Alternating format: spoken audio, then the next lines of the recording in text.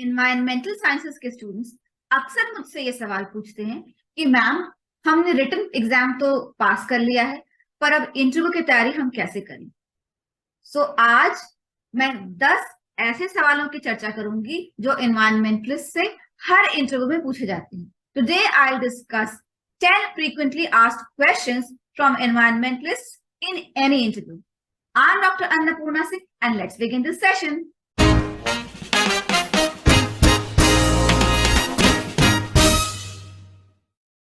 पहला सवाल, tell me something about yourself और tell me something about your experiences and education and skills relevant to this job और why are you the best fit for this job. It's the same question wrapped in different wordings. तो एक ही सवाल है कि आप इस job के लिए सबसे उपयुक्त कैंडिडेट कैसे हैं, या अपने बारे में कुछ बताइए, या इस जॉब से जुड़े कुछ एक्सपीरियंस या स्किल्स जो आपके पास है उनके बारे में बताइए। एक ही सवाल है, जवाब भी एक ही होगा, लेकिन कहने का तरीका अलग अलग है। हर हाल में आप बोलेंगे तो सबसे पहले, अगर मीटिंग सुबह में हो रही है तो गुड मॉर्निंग, या दोपहर को हो रही है तो गुड आफ्टरनून। तो ऐसे, गुड मॉर्निंग मैम और good morning sir, I am Annapurna Singh and I have an experience of environmental sciences. I did my bachelor's in environment and water management and then master's in environmental sciences and PhD in environmental sciences. While I was doing my bachelor's, I did an internship with Coca-Cola India Limited, Mekon India Limited and Shivam Aqua Industries Private Limited. Here I gained valuable lab skills and training into how to run a sewage treatment plant or a drinking water treatment plant. When I went to do my master's, I further polished these skills and worked on the water quality, comparative water quality of different sources in Lucknow city. And this was my master's project. In PhD, I worked on plant physiology and I compared the stress that plants undergo in different environmental conditions under air pollution and under the impact of herbicides. All these skills have prepared me for today's interviews. Apart from these experiences, I'm also well versed in MS Office, GIS, and Adobe InDesign softwares. And I know that these skills will be valuable at your institutions. तो ये एक तरीका था इस सवाल का जवाब देने का। ठीक है, तो इस सवाल के जवाब में आप हमेशा बताएंगे कि आपने पहले कौन कौन सा काम किया है, कहाँ किस चीज का एक्सपीरियंस है और कौन कौन से स्किल्स आपने सीखे हैं जो आपको अगली जॉब में काम आने वाले, जो इस जॉब में जो जिसकी आप इंटरव्यू दे रहे हैं काम आने वाले हैं। यहाँ ध्यान रखने वाली बात यह है कि गुड मॉर्निंग या गुड आफ्टरनून जरूर कहें और उसके साथ thank you for this question, please say that.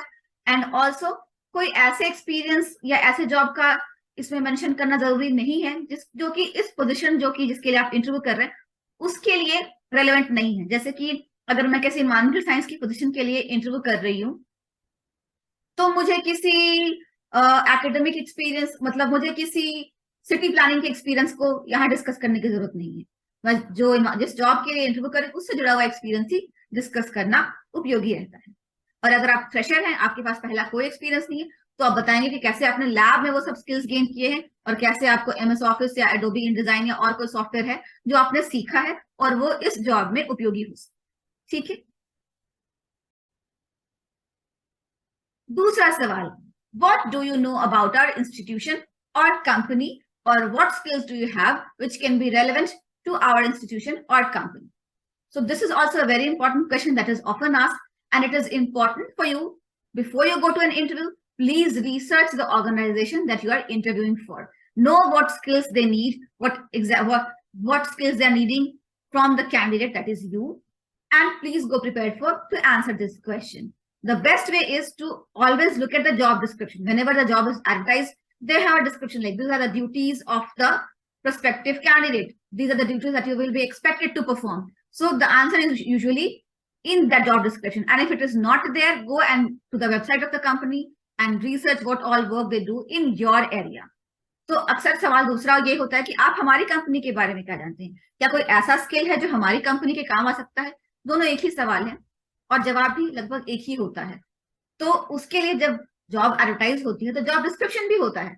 Job description को पढ़ के जाना चाहिए कि इसमें लिखा होता है कि कैंडिडेट को ये स्किल्स आने चाहिए, ये स्किल्स परफॉर्म, ये ड्यूटीज परफॉर्म करनी पड़ेंगी। तो अक्सर इस सवाल का जवाब उन्हीं में होता है और इससे और बेटर कर सकते हैं अगर आप उस कंपनी की वेबसाइट पर जाएं और देखें कि कंपनी आपके सब्जेक्ट, आपके फील्ड से जुड़ा हुआ कौन कौन सा काम करती है और क्या प्रोजेक्ट्स हैंडल करती है। तीसरा सवाल, what software have you used? Always asked. Some of the common examples will be MS Office, Adobe InDesign, or any other Adobe suite, or GIS, a very important software. It is often expected from a candidate to know GIS. Or if there is another software like SPSS or ANOVA, have you ever used statistical softwares like this, or any other computational and or machine learning software like Python, etc. Please always do mention it. Or if you know mind mapping, etc. Mind mapping is also a free software available. Please always do mention. तो तीसरा सवाल ये होता है कि आपने कौन कौन से सॉफ्टवेयर यूज किए हैं। तो अगर आप एमएस ऑफिस जानते हैं, जो कि 99.99% स्टूडेंट्स एमएस ऑफिस जानते हैं, तो एमएस ऑफिस को जरूर मेंशन कीजिए क्योंकि बहुत सारा काम उसमें होता है।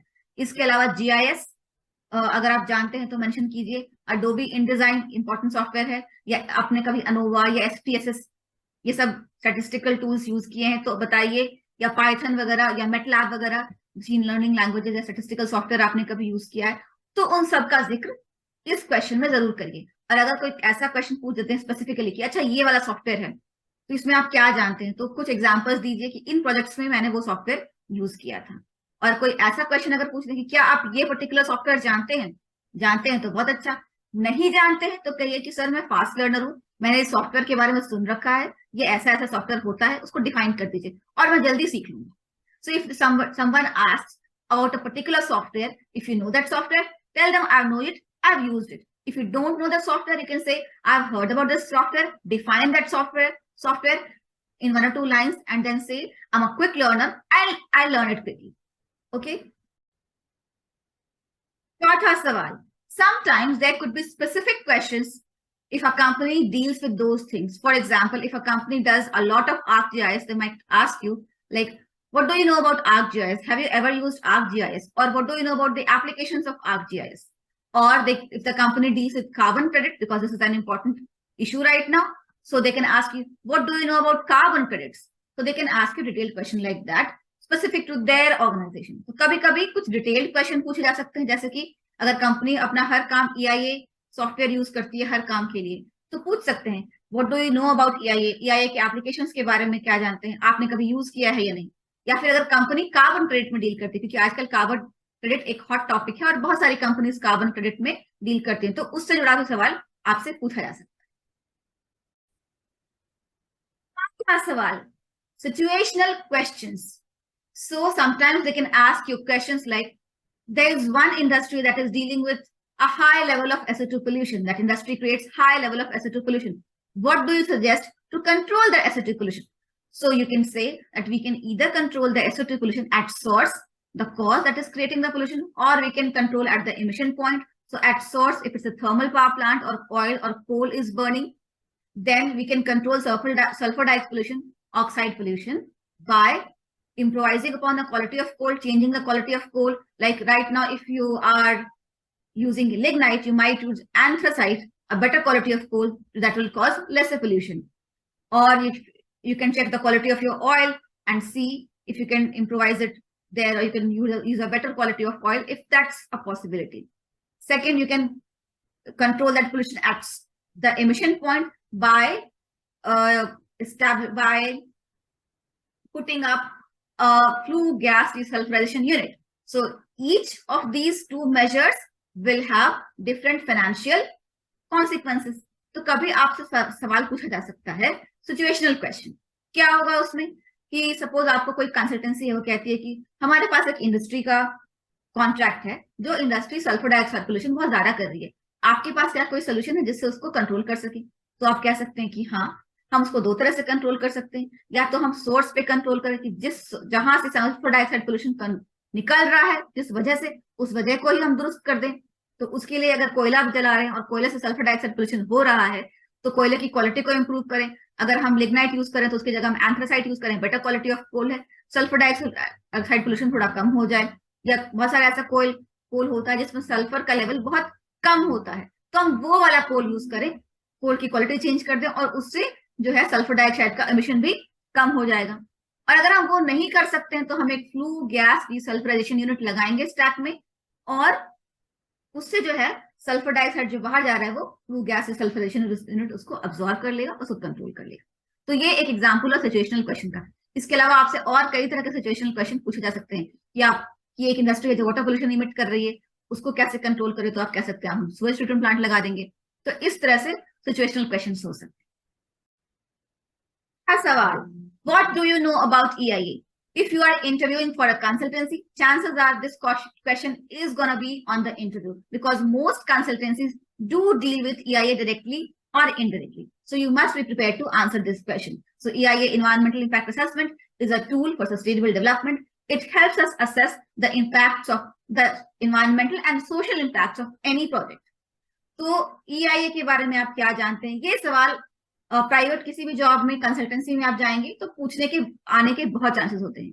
तो आप बता सकते हैं कि EIA एक टूल है जिससे हम सस्टेनेबल डेवलपमेंट कर सकते हैं, कि किसी भी डेवलपमेंट का या प्रोजेक्ट का एनवायरमेंट पे और सोसाइटी पे क्या इम्पैक्ट पड़ेगा, उसको हम EIA के द्वारा जानते हैं। कभी कभी अगर कोई कंसल्टेंसी EIA में ज्यादा काम करती है तो वो आपसे EIA के बारे में डिटेल क्वेश्चन पूछ सकती है कि EIA की कौन कौन सी मेथोडोलॉजीज होती हैं, उनके क्या ड्रॉबैक्स होते हैं। अगर वो EIA पे काम करते हैं तो इससे डिटेल क्वेश्चन भी पूछा सकता है। So sometimes the consultancies, if they work on EIA only, they can ask detailed questions on EIA, like what are the methodologies of EIA, what are the benefits and drawbacks of each methodology of EIA. So if you're going to interview for a consultancy that works in EIA, be prepared for these questions. What instruments have you used in the past? ये सवाल जरूर आएगा अगर आप किसी ऐसी company के लिए इंटरव्यू कर रहे हैं जो कि लैब टेक्निक्स से डील करती है, तो वो लोग पूछेंगे कि पास्ट में आपने कौन कौन से इंस्ट्रूमेंट यूज किए। ये उनका तरीका होता है ये जांचने का कि आपने अभी तक जो उनको जवाब दिए हैं उसमें कितनी सत्यता है, क्योंकि अगर आपने वो टेस्ट और वो सारा एक्सपर्टीज आप में होगा तो आपने वो इंस्ट्रूमेंट्स भी यूज किए होंगे। तो इसमें pH मीटर आ सकता है, turbidity meter, flame photometer, spectrophotometer, atomic absorption spectrophotometer, GCMC, gas chromatography, thin layer chromatography, ये सारे अगर इंस्ट्रूमेंट्स आपने यूज किए हैं, या वाटर बाथ शेकर, कुछ भी आपने यूज किया है तो उसका मेंशन जरूर करें। So please mention the instruments that you have used, like water bath shaker, pH meter, water bath shaker, pH meter, turbidity meter, gas chromatography if you have used, thin layer chromatography if you know that technique, or atomic absorption spectrophotometer, etc. Question number 8. Water quality parameters: physical, chemical, biochemical, and biological. They are going to ask you about the testing, analysis of water quality parameters.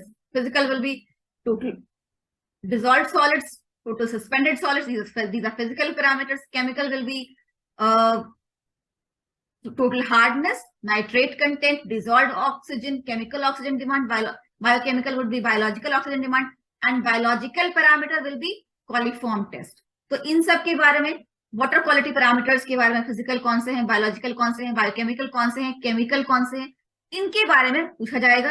और अगर वो company specially इन्हीं पर काम करती होगी तो इनसे डिटेल्ड क्वेश्चन भी आ सकते हैं, like how do estimate total hardness, और how do you estimate the dissolved oxygen level. So it depends on the company you are interviewing for and the area of expertise for this company or the job that they are hiring you for. तो किस area में वो company काम करती है और आपको किस काम के लिए हायर कर रही है, उस पर डिपेंड करेगा कि इंटरव्यू में कौन कौन से क्वेश्चंस आपसे पूछे जाएंगे. Sometimes they can also ask you about environmental laws if that company deals with those. Especially if that company deals with environmental impact assessment, they might ask you about environmental laws. The common environmental laws that you would be asked about will be Environmental Protection Act 1986, the Water Prevention and Control of Pollution Act 1974, the Air Prevention and Control of Pollution Act 1981, and the Solid Waste Management Rules 2016. You don't need to be an expert on all this. Just remember 3 to 4 key points on each of these laws, and I have made specific short videos on each of these laws having 3 to 4 key points. तो कभी कभी environmental law के बारे में पूछ देंगे, environmental protection act क्या है, water prevention and control of pollution act 1974 क्या है, air prevention and control of pollution act 1981 क्या था, या फिर सॉलिड वेस्ट मैनेजमेंट रूल्स 2016 के बारे में भी. आपको इन सब सब्जेक्ट का ज्ञाता होने की जरूरत नहीं है, 2-3 की पॉइंट्स आपको पता होने चाहिए. और उनसे जुड़े इन सभी रूल्स और एक्ट से जुड़े वीडियोस, शॉर्ट वीडियो मैंने बनाए हैं, उनका लिंक इस वीडियो के डिस्क्रिप्शन बॉक्स में. ठीक है.